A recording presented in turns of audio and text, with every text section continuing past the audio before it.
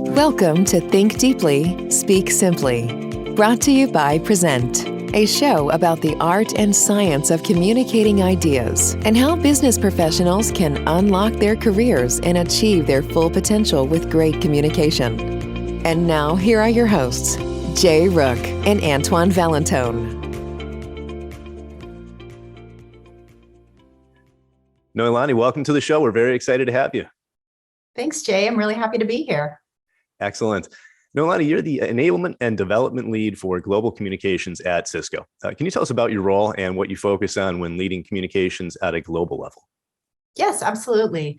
So our enablement and development team is part of the strategy and planning organization of global communications. And we like to say that strategy and planning is the engine that drives global comms, but enablement and development is the grease that keeps that engine running smoothly. So we're really focused on two main areas. The first being the enablement side, which is really thinking about the systems, the processes, the programs that are really going to help our team to be as effective and efficient as possible in advancing Cisco's reputation as our storytellers and communicators. The other piece we focus on is the development side, which is really our people themselves and thinking about what opportunities can we bring them that are going to further their training and their professional development to help them perform at their best all the time. So our team is really the behind the scenes motion that's supporting our global communicators to continue to drive impact for Cisco's reputation in the market. Great answer. And you were previously the strategy and planning lead for global storytelling at Cisco. And I think that position sounds fascinating to me. Can you talk to us about what a global storytelling role looks like in a corporate setting? Sure. So that was actually a really great stepping stone for the role that I'm in now. Our global storytelling organization was focused on how do we focus on a couple of key narratives that we really want Cisco to be known for? And what do we need to do to drive alignment and consistency across all of our communicators and spokespeople throughout Cisco at that global level? So I had a very large audience to think about in that role. And it was really thinking about what are the messages, the content, the materials they need, and what are the channels that we can deliver those messages to them to make sure they can easily access what they need when they need it to help continue that storytelling effort at that global scale. And my team is actually still responsible for that, but in the enablement and development role, it's an expanded responsibility, including all of those information management systems as well as the development piece. Gotcha. Thank you.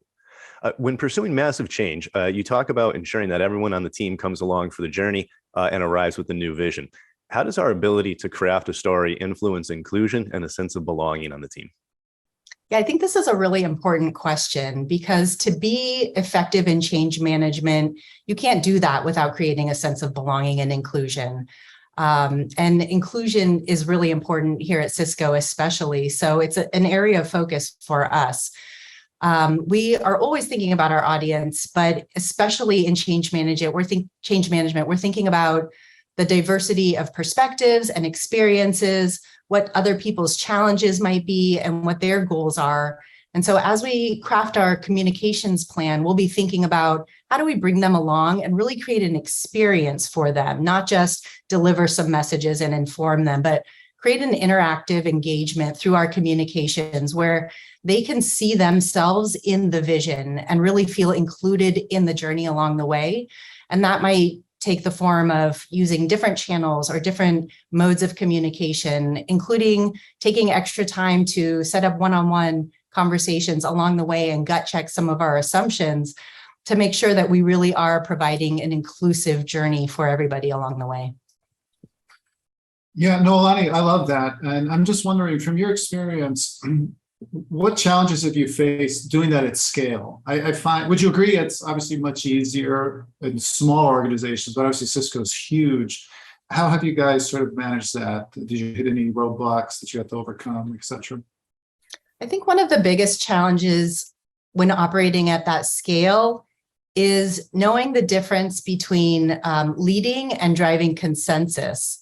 Because sometimes you're driving consensus and bringing everybody along, but you're not going to get to a point where you have 100% buy-in. And so you have to find where is that inflection point that, okay, we've brought along as many people as we can, but now we need to really drive forward and still focus on what's our ultimate objective and our goal and continue moving forward. So it's finding that balance of how do you bring everybody along, but also not let that hinder you or slow you down in reaching your ultimate goal.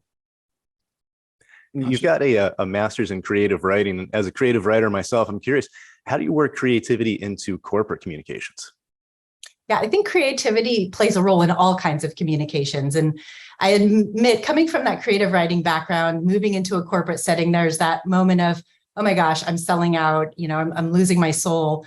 But what I found in a corporate setting is I'm forced to use creativity in new ways, which is really inspiring because communication comes down to that human connection. How do you connect authentically from one human to another, whether it's one-to-one or at enormous scale? And in a corporate setting, it's not just how do we make an email more fun? It's really thinking about how can we create a more engaging experience through our communications and make sure we're forging that authentic connection.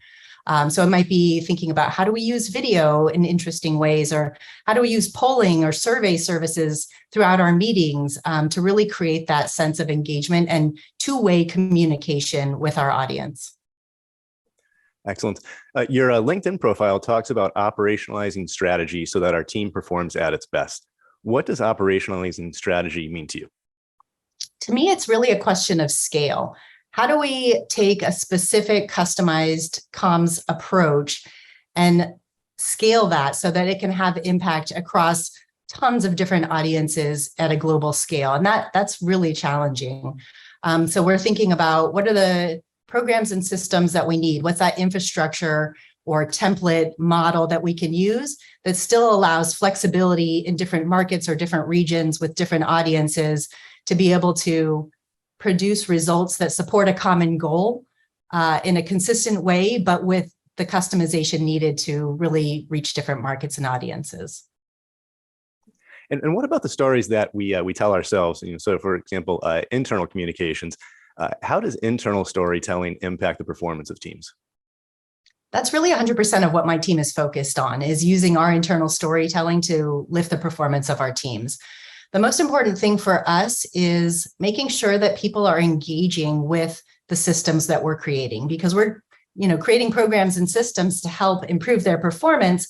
But if they don't see the value in them, they're not going to engage in them. They're not going to reach that, lift in their performance. So it's thinking about what is it that they are trying to achieve, and how can we make sure that we help them see the connection between what they're doing and what we're doing to support them, so that they understand the why and the how, and it's meaningful for them.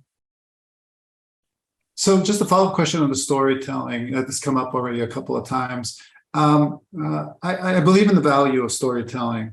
However, have you encountered any situations where you want to try to strike a balance, storytelling with personal stories, perhaps, that are relatable, but how do you draw a balance between, again, not maybe sharing too much information or too personal stories that maybe has a negative effect, which would be the opposite, obviously, what you're trying to do? That's a good question.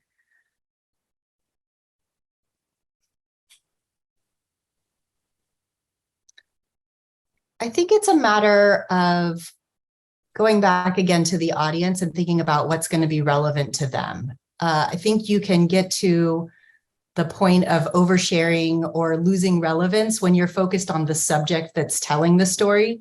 But if you continually go back to the audience and your goal of the message that you want to convey, then I think you can walk that fine line and really think about, this is the part of this personal story that's going to be relevant to them. And that's the part that we need to focus on. Gotcha. Thank you. Nolan, what about today's theme do you want to talk about that we haven't already discussed?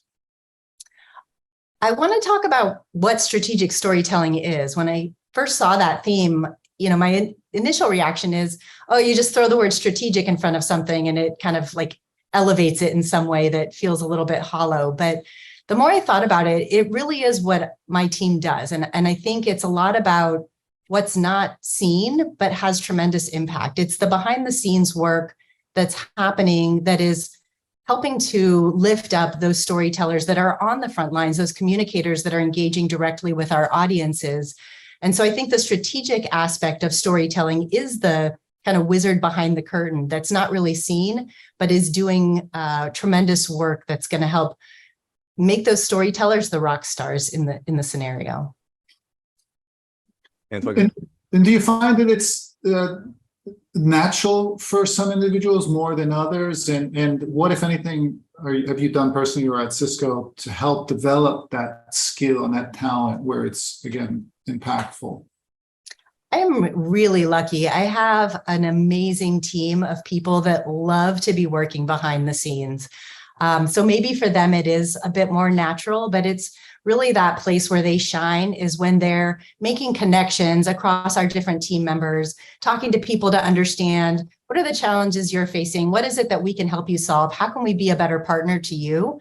And I think it's really that. It's a mindset of how can we partner with you to help you achieve your goals? And that's something that every person on my team really comes to the conversation with that is really impactful.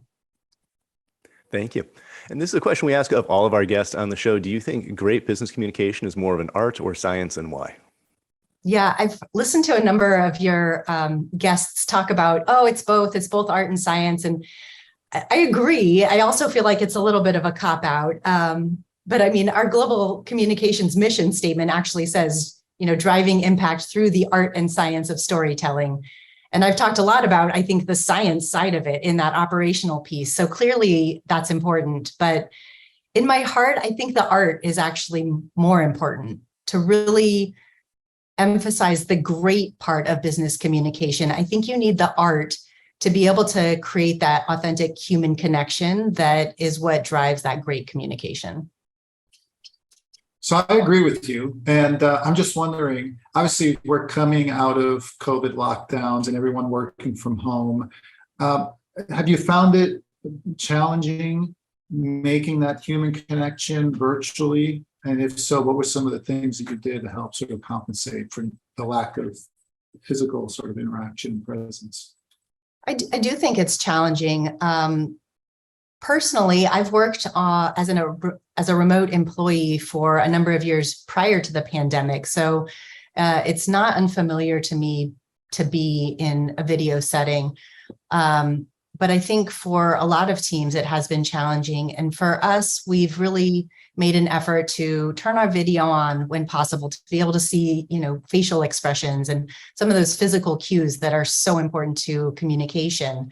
I also, have regular kind of social gatherings with my team where we get together just to chat about, share personal, tidbits of our lives. And I think that helps to further the moments when work is really hard and you're really grinding to know each other as humans. So we've looked for opportunities to make sure we're purposeful about how we connect in a virtual world. And Nolly, what advice would you have for aspiring business leaders who want to improve their communication?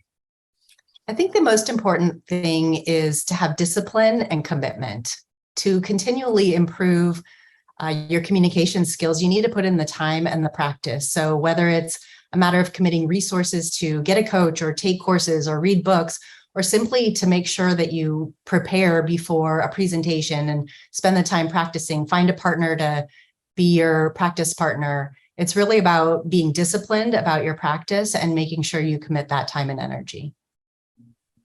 And we'd love to give you an opportunity to tell our listeners where they can find you on social media and follow you. Where's the best spot for us to send them? Yes, the best place to find me would be on LinkedIn. Excellent. Antoine, any final questions on your end? No, Alani, no other questions. Just sincerely wanted to thank you for your time, and the information you shared was super insightful. I'm sure the listeners really enjoyed it. Oh, thank you so much. I really enjoyed being part of this. Thank you for inviting me. Absolutely. Thanks, Nolani. Take care. Thank you for listening to another episode of Think Deeply, Speak Simply. To learn more about the art and science of communicating ideas, visit our free resources at prezent.com. That's PREZENT.com.